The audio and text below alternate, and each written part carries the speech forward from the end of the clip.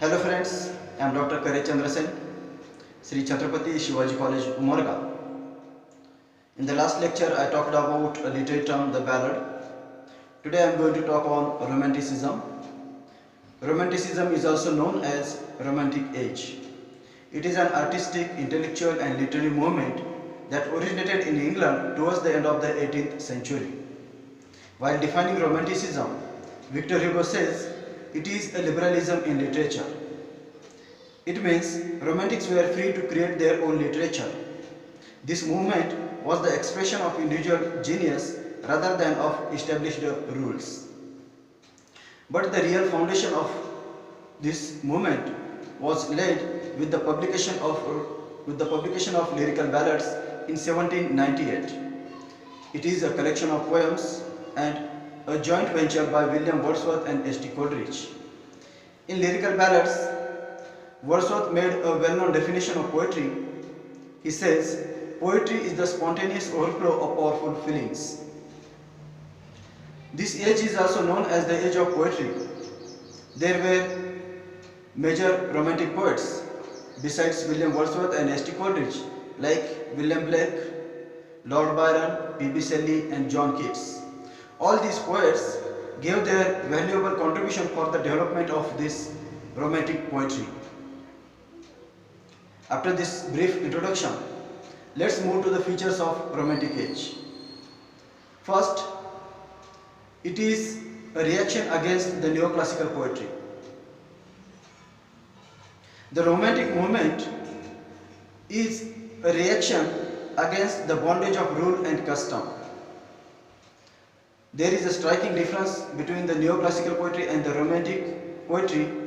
This can be pointed out with the help of 4 points. First, subjectivity and objectivity. Neoclassical poetry was objective, it appealed to reason, while Romantic poetry was subjective, it has an emotional appeal. Second, setting. Neoclassical poetry is set in urban life. It depicted coffee houses, clubs, and the political life of London. While Romantic poetry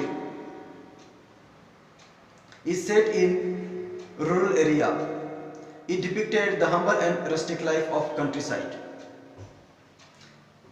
About characters. In neoclassical poetry, characters are derived from upper class society, while in Romantic poetry, the common people are depicted. Common people working in the farm, like a farmer, a solitary girl, or a shepherd. Fourth, poetic diction.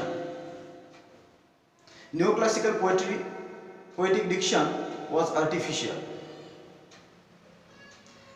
They gave importance to form rather than content.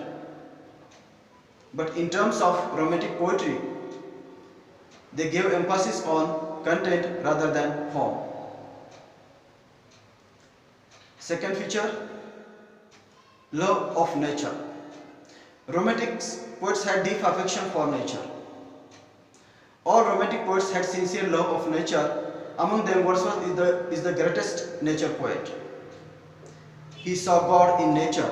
That's why he is called a pantheist. He is called the worshipper of nature. For them, nature should not be seen scientifically, but as a living force. They got their inspiration from nature. Nature provided them with raw material and they modified the raw material, and that helped them to create a literary creation. Beauty is truth, and truth beauty is the poetic philosophy of this age. Third feature is emotion and imagination. In Romantic poetry, reason and intellect were subdued and their place was taken by imagination, passion and emotion. For Romantics, poetry should not originate from souls. It means soul was the birthplace of Romantic poetry. Blake considered imagination as the means through which man could know the world. St. Coleridge made a distinction between fancy and imagination.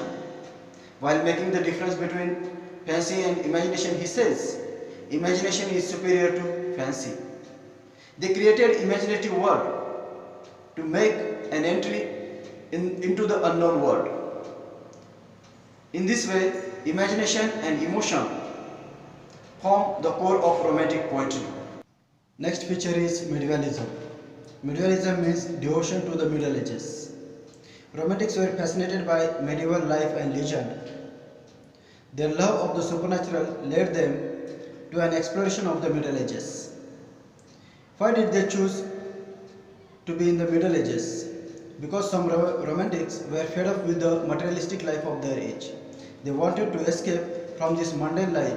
That's why they lay their scenes of their poems in the Middle Ages, with their marked propensity for magic, witchcraft and superstition. I give you one example from The Rime of the Ancient Mariner, in which the word ancient refers not only to the old age of the mariner but also to the ancient times.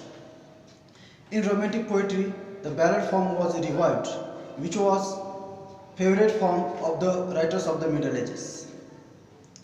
Let's move to the next feature, supernaturalism. There are supernatural elements in the poetry of, especially in the poetry of John Keats and St. Coleridge. Supernatural means beyond nature. Angels, gods, or spirits are introduced as supernatural beings. When Coleridge and Wordsworth wrote the lyrical ballads, Coleridge took the supernatural as his field and undertook to naturalize it. In other words, his aim was to make the supernatural appear natural. His Ancient Mariner is full with supernatural elements. To create supernatural elements, the poet takes us to remote places and distant times. In The Rime of the Ancient Mariner, in part 2nd, the mariner announces that we were the first that ever burst into that silent sea. By reading or by listening to these lines, we feel horrified. It means the scene is set far away from the human world.